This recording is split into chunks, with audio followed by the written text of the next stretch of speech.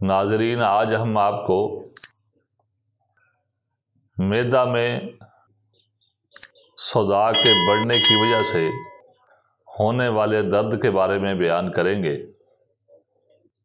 तो नाज़रीन, जब मैदा में सौदा बढ़ जाता है, जिसकी वजह से मैदा के अज़लात के पर्दे, मैदा के अज़लाती पर्दे सोज़शनाक हो जाते हैं।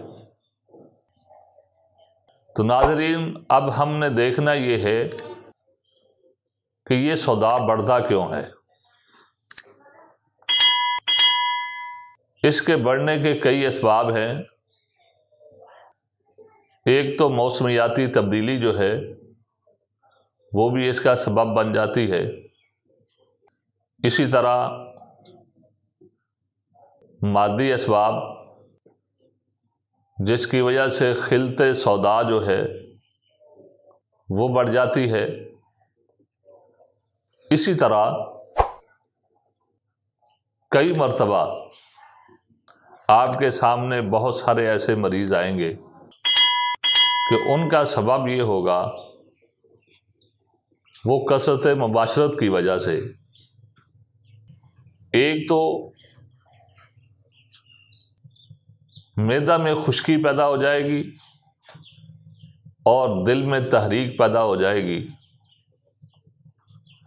जब दिल में तहरीक पैदा होती है, उसके साथ मैदा में खुश्की बढ़ जाती है,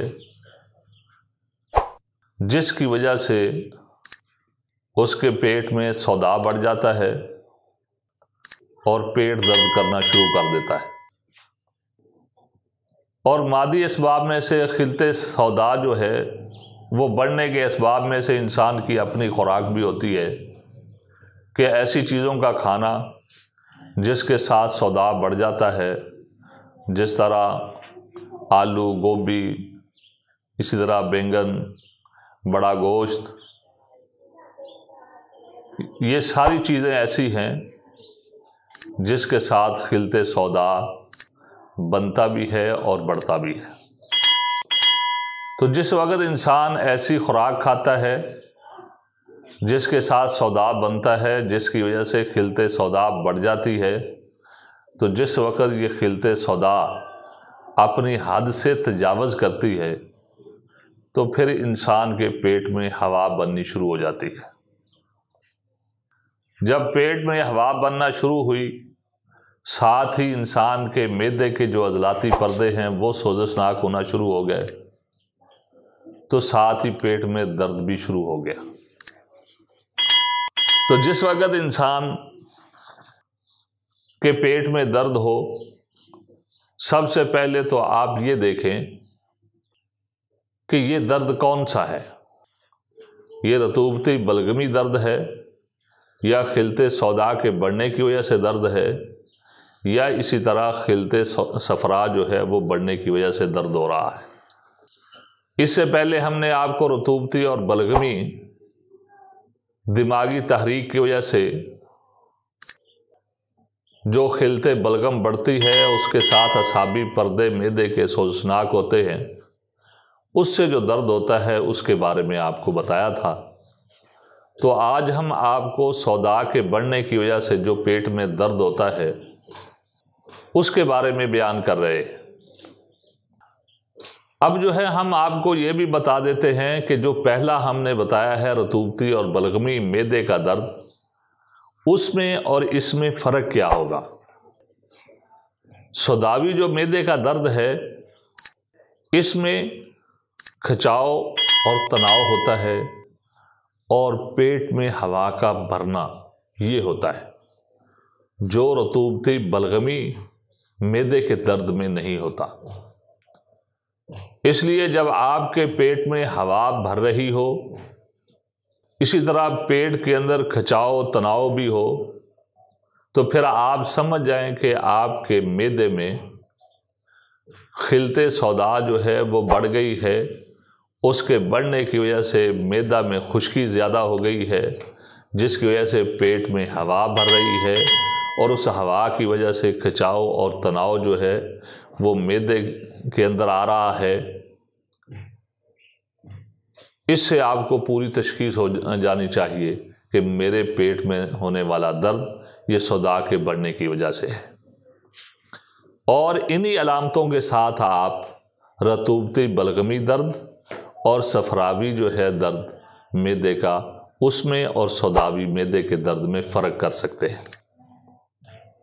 जब आपको ये ज़ाहिर होने वाली जो अलामात हैं, इनसे अंदाज़ा हो गया कि मेरे पेट में होने वाला जो दर्द है ये सौदावी मैदा दर्द है, तो इसकी आपने मज़ीद तशख़ीस करनी हो तो आप जो है नब्ज़ देखें। जिस वक़्त आप नब्ज़ देखेंगे, नब्ज़ आपको ऊपर ही चलती हुई नज़र आएगी और इसी तरह 3 उंगलियों तक जो है आपको चलती हुई नज़र आएगी। अगर पेट में हवा बहुत ज़्यादा होगी तो फिर आपको ये हवा की वजह से फूली हुई जो है वो भी नज़र आएगी, हवा से पुर नज़र आएगी और कसी हुई नज़र आएगी। तो जैसे आप अंदाज़ा कर सकते हैं कि मेरी नब्ज़ जो है ये भी सौदावी है, जो इस बात की अलामत है कि मेरे मैदे में होने वाला जो दर्द है ये सौदा के बढ़ने की वजह से, जिसकी वजह से मैदा में खुश्की हो गई है, इस वजह से हो रहा है। अब आप मज़ीद तसल्ली के लिए आप जो है पेशाब चेक कर लें। जब आप पेशाब चेक करेंगे तो उस वक़्त आपको ऐसे मरीज़ का पेशाब सुर्ख नज़र आएगा या सुर्ख जर्दी माइल नज़र आएगा, तो इससे भी आप तसल्ली कर सकते हैं कि वाकया ही ये मरीज़ जो आने वाला है इसमें के पेट में होने वाला दर्द खिलते सौदा के बढ़ने की वजह से है। और जब यही जो है खिलते सौदा मैदे में हद से ज़्यादा तजावज़ कर जाती है, इसी की वजह से मैदा के अंदर अल्सर भी हो जाता है। अगर किसी मरीज़ को मैदा में अल्सर हो तो तब भी आप यकीनी तौर पर ये तसव्वुर कर लें कि ये मरीज़ खिलते सौदा के बढ़ने वाला है, क्योंकि इसके मैदे में अल्सर है। क्योंकि मैदे का जो अल्सर है ये जब सौदा मैदा के अंदर बहुत ज़्यादा बढ़ता है तो उसकी वजह से फिर जो है ये मैदे का अल्सर बनता है। और फिर जिस आदमी के मैदे के अंदर सरतान हो जाए, जिसको हम कैंसर भी कह लेते हैं, कैंसर हो जाए तो वो अल्सर से आगे कैंसर बनता है। तो उसका मतलब भी ये है कि ये मैदा के अंदर खिलते सौदा बढ़ गई है, इस वजह से ये कैंसर हो गया है।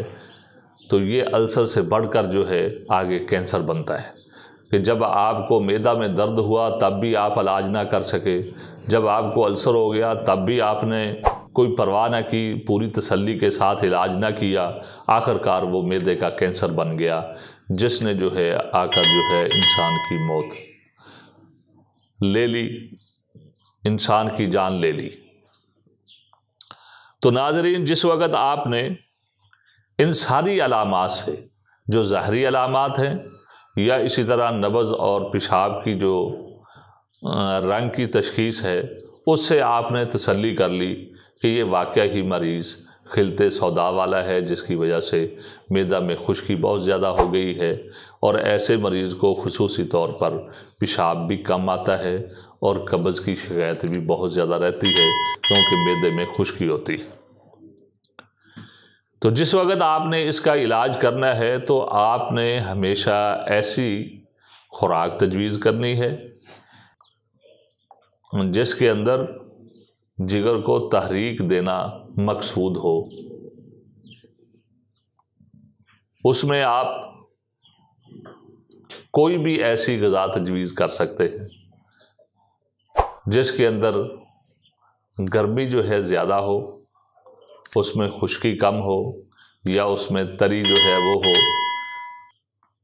जिसके साथ जिगर को तहरीक होगी। मिसाल के तौर पर आप ऐसे मरीज़ को बकरे का गोश्त बता सकते हैं, या इसी तरह आजकल जो साग है ये भी आप बता सकते हैं, या इसी तरह जो है आप मसूर की दाल ये भी आप उसको बता सकते हैं। इसी तरह आप उसको करेले भी बता सकते हैं।